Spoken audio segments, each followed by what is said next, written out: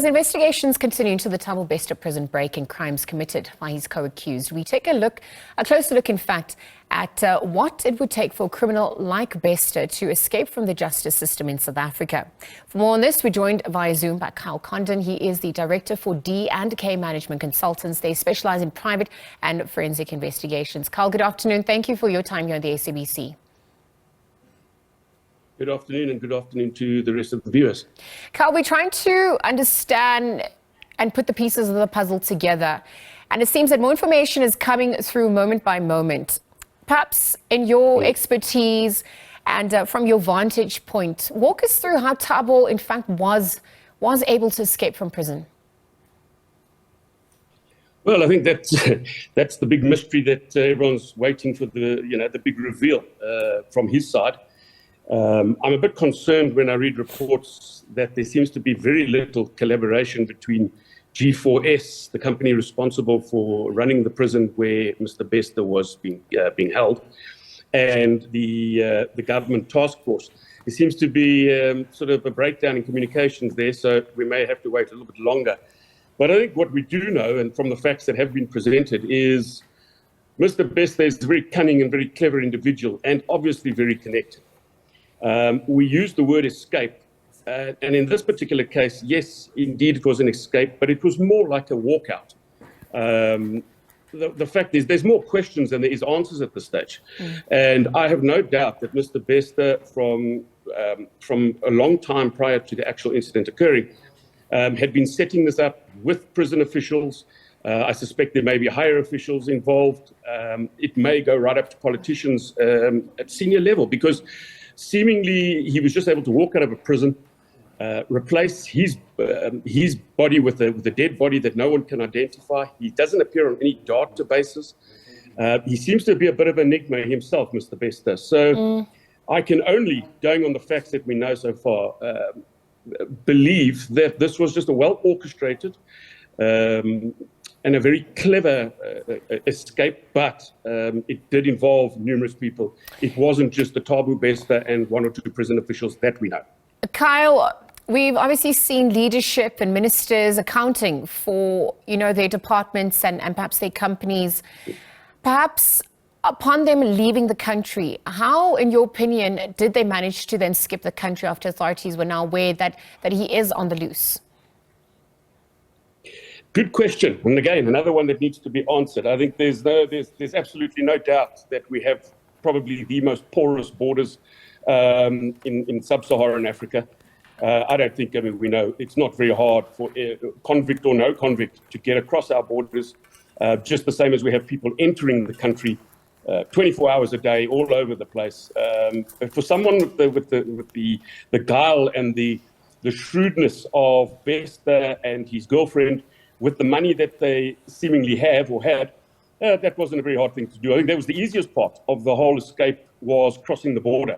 I don't think that was their biggest concern, and they knew that. And I think there again, we should start looking at the minister who's responsible for protecting the borders of our country, because how did a known convict, an escapee on the run with his girlfriend, in a car that's been identified, the black Mercedes-Benz, etc., get through our borders is the question.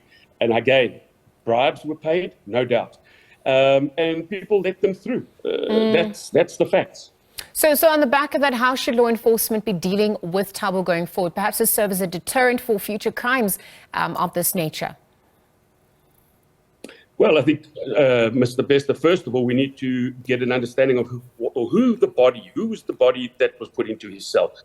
Was that murder? Was that person brought to the cell already dead, or in the sense, had he been killed? And did that involve foul play from Bester, his girlfriend, her girlfriend's dad, or one of the other group involved in this? I think the police need to, or the judicial system needs to set a hell of a strong example in resentencing him now. But let's not forget that there are people like his girlfriend and her girlfriend's dad and prison wardens, etc., that have all been implicated.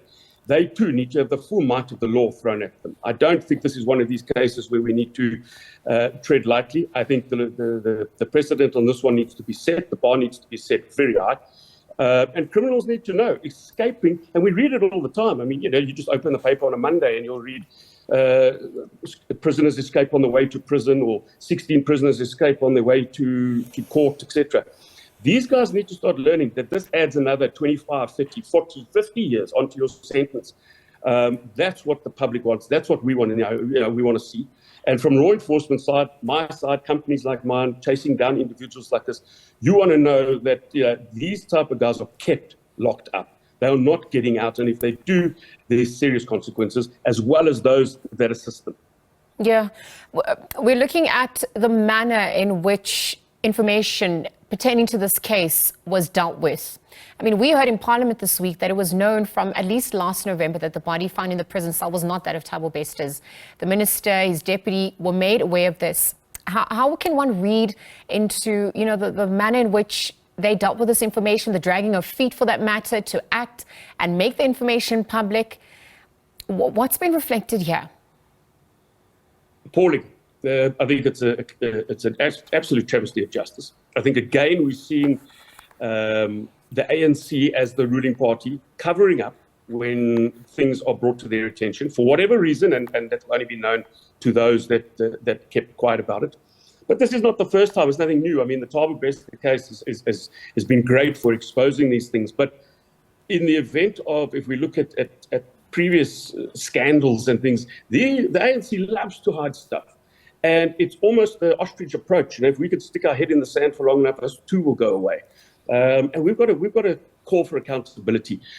President Ramaphosa has actually got to start dismissing people. I mean, we don't want to hear that that the people who involved went to jail, etc. But the ministers, those that kept the public uninformed. I mean, you've got a criminal, a murderer, a rapist on the run, and you're not telling the public and showing photographs and advertising this in the media so that he can be brought to book sooner.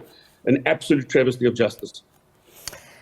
Kyle, there are, as you alluded to, more questions than answers at this point. Thank you for your time here on the SABC. Really just weighing in on the back of the court appearance by Thabo Bester, those accused as well in the saga. Kyle Condon is the director at D&K Management Consultants, specializing in private and forensic investigations.